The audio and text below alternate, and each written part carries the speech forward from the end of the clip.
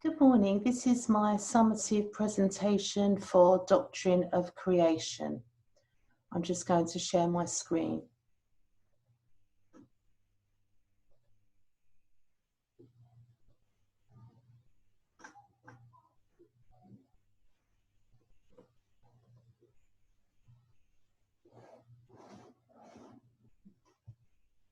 So the question that I'm going to be looking at is, one of the common criticisms of Western theology is that it has caused ecological disasters such as global warming, acid rain, and the human exploitation of the natural world.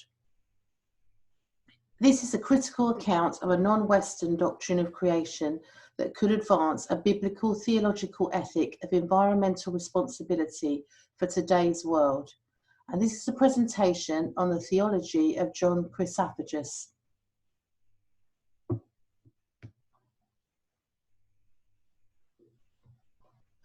So what has been the problem with some of Western theology's attitude towards the environment?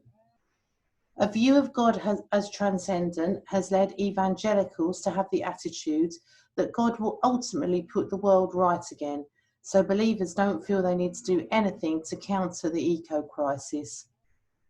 A view of believers as being made in God's image and therefore superior to the rest of creation has caused Christians to exploit the planet rather than to care for it.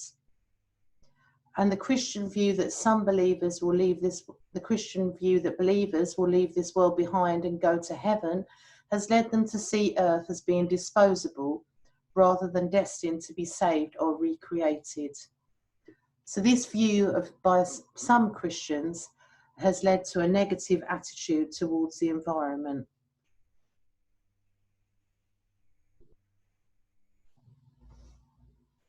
So here are some criticisms of Western theology's conception of the world. Lynn White Jr. wrote that Western Christianity is the most anthropocentric religion the world has ever seen. In Christian theology, nature has no reason for existence save to serve humans. Christianity, he said, bears a huge burden of guilt for the eco-crisis, but he does note that the Eastern Orthodox stance is different. Thomas Berry speaks of two flawed myths which have contributed to the eco-crisis. The first is that the religious myth of a transcendent redemption from earth, and the second is the secular myth of ultimate fulfillment on earth through technology and rationality.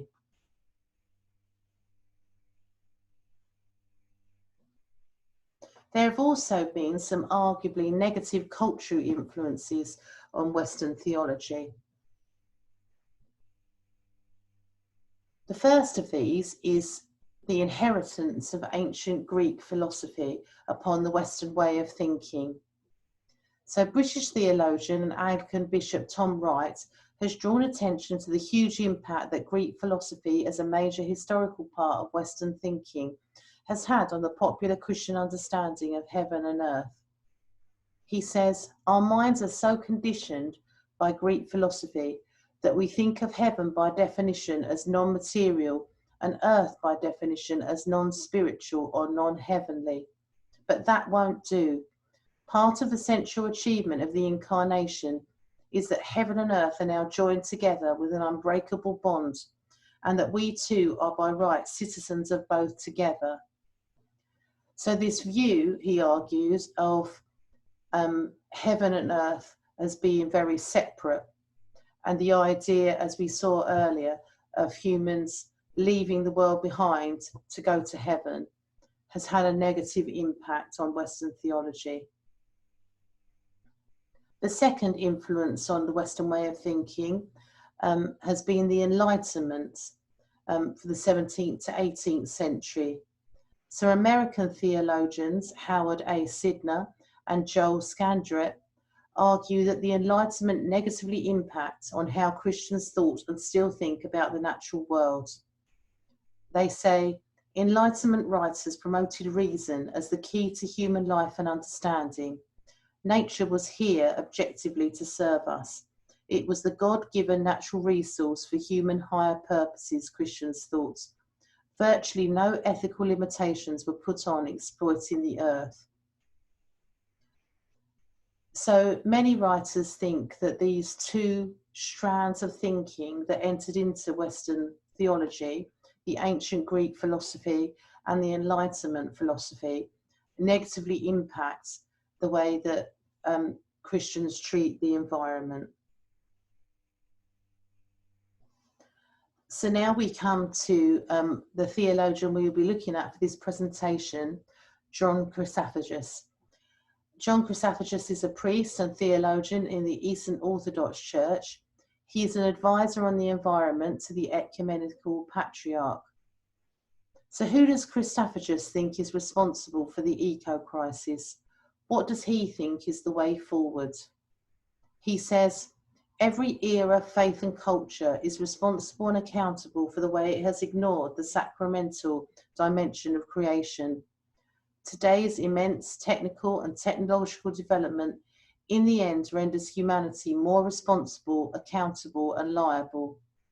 And the Church's principal role and responsibility is to exercise clear and candid prophetic criticism within rapidly changing times and cultures.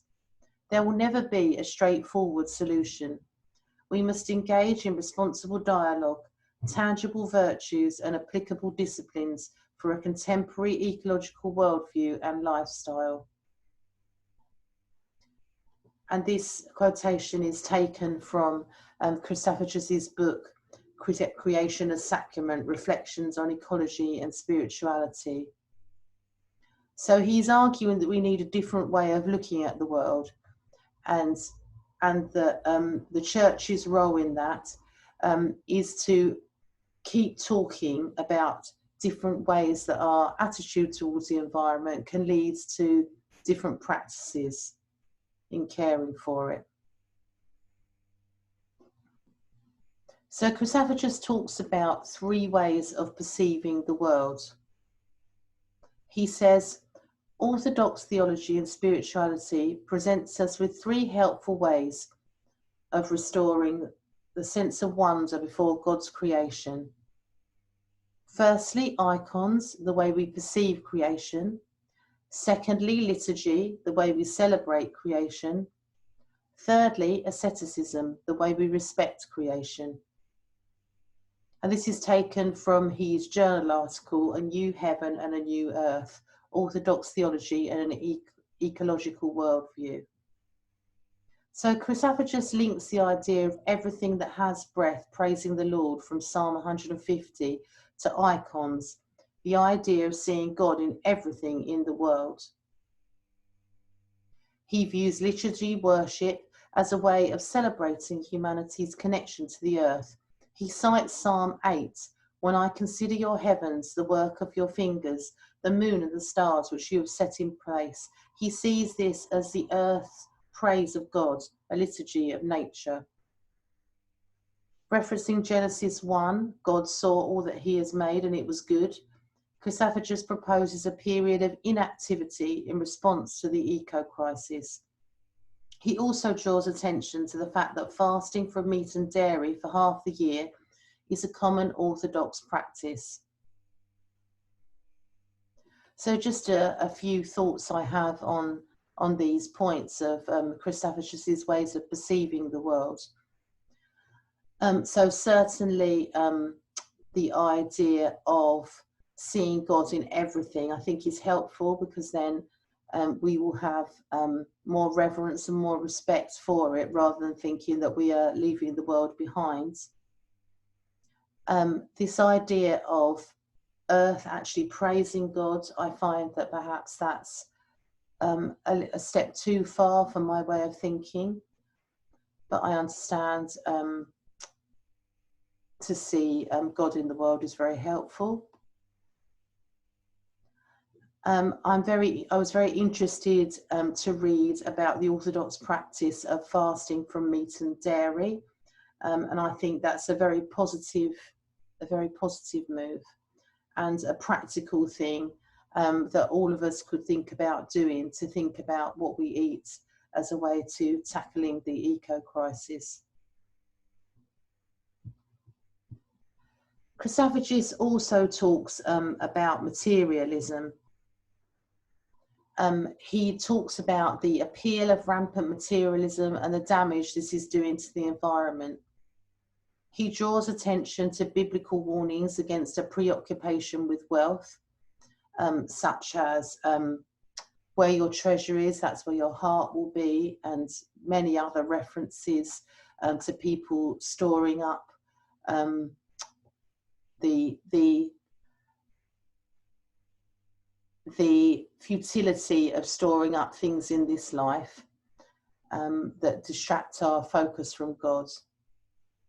Christophagis calls for conversion, reflected in a part of the Orthodox service where the deacon stops and stands in awe. He argues that we all need to withdraw and detach ourselves, as the Desert Fathers and Mothers did, from harmful consumer habits.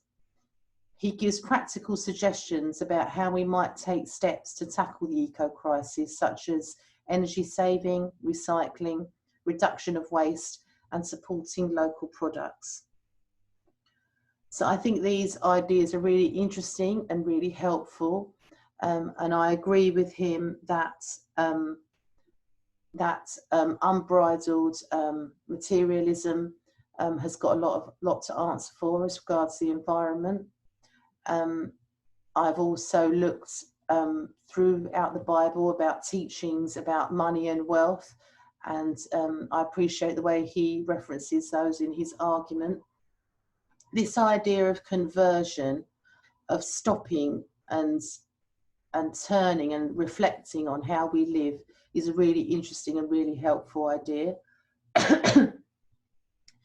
So he talks about how in Orthodox services there will be a stopping and just standing there as part of the service, standing there silently, which I think is a very helpful way of encouraging us all to stop and reflect on what we do. He talks a lot about the Desert Fathers and Mothers and their lifestyle, their way of withdrawing from the world and living very simply, and how that can inspire us, even in our very different lives, to stop and think about living a bit differently, to take a time of withdrawal and detachment from things that we are attached to that are unhelpful, particularly from the point of view of caring for the environment. And I like the way that he gives practical suggestions and signposts to even more ideas for how we can practically make changes in our everyday lives. So now we're going to have a brief look at comparing Christophagis' theology with another non-Western theology, that of Ebenezer Yor Blasue. So Blasue is a Ghanaian minister, theologian and teacher, and he proposes a theocracy, a religious ecology that may motivate creation care. Similarly to Christophagis, Blasue argues that our worldviews greatly affect how we treat the world. Blasue argues that religious belief is far more likely to incite a response to the eco-crisis than secular thinking. Like Christophagis, Blasue posits a non-Western theology as being better equipped to tackle the eco-crisis than Western theology. He points out that African theocology, unlike Enlightenment influenced Western theology and eco-theology, acknowledges the importance of kinship with nature in its primal worldviews. So similarly to other critics that have pointed out that the Enlightenment way of thinking in the West has led to a disrespectful attitude towards the environment, Blasue is showing that some African theologies don't do that, and that's a much more of a positive way of looking at the environment. In contrast to Christophagis, who only holds up the Orthodox faith as a response, Blasue proposes a pluralist approach that takes the best in care for creation for African primal Islamic and Christian ideology and practice, along with factual knowledge about the environment. So he goes into a lot of detail about the rights that different groups in Ghana practice in their care for the earth. He talks about the rights that are performed when a baby is born, the rights that are performed when someone dies, and how these can take into consideration how it's hoped that a baby will grow up to be a person who respects the world and respects the environment, and the attitude towards the environment also shown when people are performing funeral rites. And so he shows how some of the primal worldviews are actually very respectful towards the environment, and so he wouldn't want to discredit all of them. His hope, I think, would be that Christian Ghanaians would continue to practice some of these rights that respect the environment, that are in keeping with a Christian theology. And he also talks about how some of the Islamic rights also show respect for the environment. Both Chrisafagis and Blasu are concerned with practical responses to the eco-crisis as well as theoretical ones. So for Blasu, it's more about rites and religious ceremonies, and particularly rites of passage, as I just mentioned, whereas Chrisafagis is talking, as we have seen, about thinking about a more ascetic way of living, and some other practical suggestions that individuals can follow.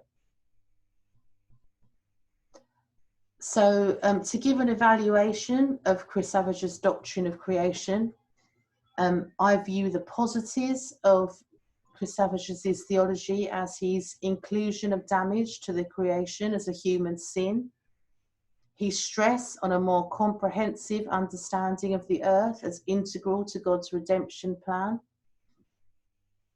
an analysis of the mindsets which have led to the eco-crisis, his frequent reference to the Bible as underpinning for the doctrine, his proposal of theoretical and practical responses to the eco-crisis. So I think a lot of what I have read has really inspired me to stop and consider even more care for the environment. And he has based that really biblically, as we have seen. I view the potential negatives of Chrisafagis' theology as his frequent referral to icons, which may be difficult to understand for those who are not part of the Eastern Orthodox Church, and his assertion that sacraments should not be limited, I feel, could also be problematic. So my response to Chrisafagis' doctrine of creation is that it has made me think more about the way we view the world and how that affects the way we treat our environment. It has inspired me with an intention to continue to include a liturgy of repentance for ecological sin when I lead worship. Some of our Baptist prayers do include prayers for the creation, and particularly in a harvest service that I led, I included that, and I'm definitely inspired by reading Chrisafagis to continue to do that, particularly talking and including our treatment of the environment as a sinful practice that we should try and turn away from. I will continue to reflect on how artwork can help me to understand and worship God. So even though I may find it hard to think of nature or the world as an icon, I've definitely found artwork useful in helping me to understand scenes from the life of Jesus, etc. And it has made me think, thinking about Christophorus's work, about the way that the Orthodox Church uses icons as a window to the world, as a way of looking at things, I have reflected on. And although I don't feel I can necessarily embrace the concept of creation as sacrament, thinking of the world as sacred is very helpful, I feel, to motivate care for the environment. So perhaps from a Protestant way of thinking, we don't think of sacraments in quite the same way as the Eastern Orthodox Church or even the Roman Catholic Church do. Perhaps we tend to think of the Eucharist as more of a remembrance than a sacrament. And but I definitely think that stressing the sacredness of the world and breaking down this dualism between thinking of the world as profane, as Christophorus talks about, and is unhelpful, and definitely to think of the world that God has made is very helpful in our understanding of how we should care for the environment. So here is my bibliography of my reading in preparation for this presentation. So thank you. That is my presentation. Happy Christmas. Thank you.